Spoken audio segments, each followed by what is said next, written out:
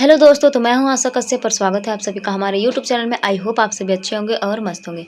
तो आज का जो वीडियो है वो हमारा है ज्योग्राफी मेजर 13 का सेमेस्टर थर्ड वालों का।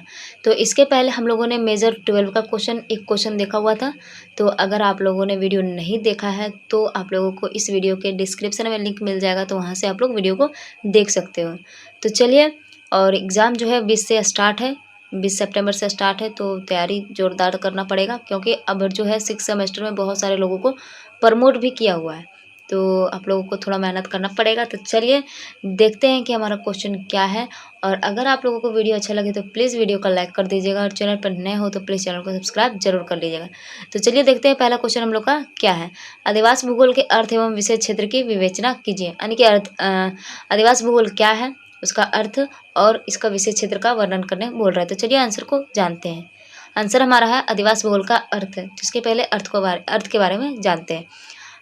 अधिवास का अर्थ किसी व्यक्ति का अस्थायी निवास या रहने का स्थान से होता है, जहां लोग लंबे समय तक रहने का योजना बनाते हैं। यानी कि अधिवास से क्या अर्थ होता है कि व्यक्ति किसी स्थान पर निवास करता है, किसी स्थान पर लंबे समय तक निवास करने की या किसी स्थान पर लंबे समय तक रहने की योजना बनाता है, उसी को अधिवास कहा जाता है। अधिवास भूगोल एक अध्ययन क्षेत्र है जो मानव बस्तियों के वितरण, संरचना और कार्यों का विश्लेषण करता है। यह क्षेत्र मानव बस्तियों के भौगोलिक संदर्भों जैसे कि प्राकृतिक पर्यावरण, आर्थिक गतिविधियां और सामाजिक संरचनाओं के साथ संबंधों का अध्ययन करता है। आगे है आदिवासी भूगोल के विशेष क्षेत्र। तो इसके विशेष क्षेत्र के बारे में चलिए जानते हैं।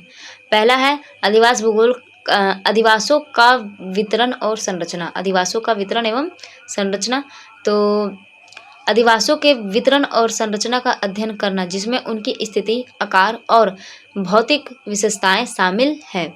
जिसमें क्या क्या शामिल है, तो इनकी संरचना, इनके अधिवासों का वितरण, और जिसमें क्या क्या शामिल है, तो इनकी स्थिति, आकार और भौतिक विशेषताएं शामिल होती है। दूसरा है अधिवासों के प्रकार। तो अधिवासों के विभिन्न प्रकारों का अध्ययन करना, जैसे कि ग्रामीण अधिवास, शहरी अधिवास और औद्योगिक अधिवास। तो ये जो इनके प्रकार है वो हम लोग आगे भी देखेंगे, क्योंकि क्वेश्चन को तो लंबा बनाना है। सिर्फ विशेष क्षेत्र को अगर लिखेंगे तो वो ज़्यादा जाएगा नहीं, और हम लोग को लंबा लिखना पड़ता है, तो इसको भी हम लोग आगे लिखेंगे, ठीक है। तीसरा है अधिवासों के कार्य। तो अधिवासों के विभिन्न कार्यों का अध्ययन करना, जैसे कि आवास और व्यापार, उद्योग और सेवाएं, ठीक है। चौथा है अधिवासों और पर्यावरण के बीच संबंध। तो अधिवासों और पर्यावरण के बीच क्या संबंध है, तो अधिवासों और पर्यावरण के बीच संबंधों का अध्ययन करना, जिसमें प्राकृतिक संसाधनों का उपयोग, पर्यावरणीय प्रभाव और संरक्षण प्रथाएं शामिल होती है।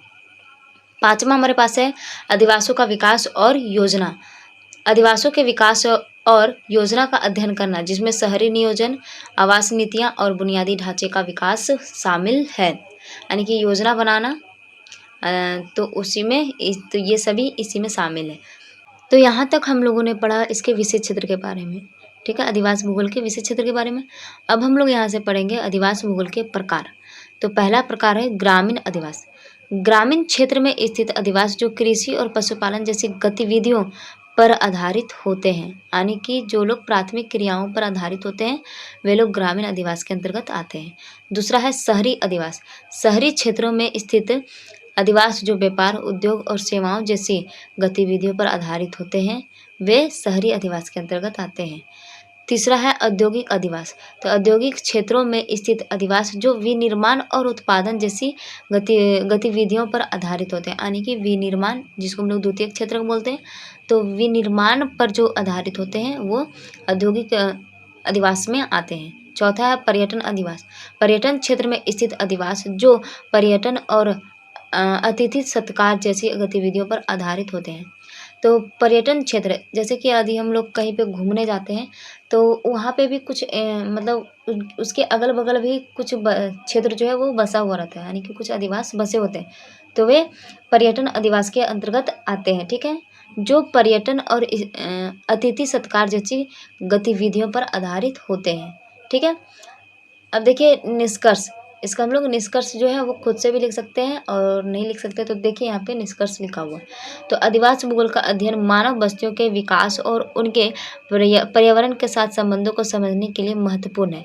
यह अध्ययन अधिवासों के विकास और योजना के प्रभावी रणनीतियों को विकसित करने में मदद कर सकता है, जो मानव कल्याण और पर्यावरणीय स्थिरता को बढ़ावा देने में महत्वपूर्ण भूमिका निभा सकता है।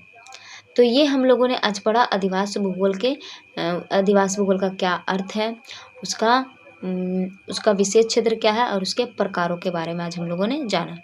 तो अगला वीडियो हम लोग फिर से अभी जो है अभी पहला वीडियो आया है मेजर 12 का, फिर ये मेजर 13 का पहला वीडियो है। अब मेजर देखते हैं तो मेजर 14 का भी एक वीडियो ला देंगे, उसके बाद फिर कंटिन्यू चलेगा।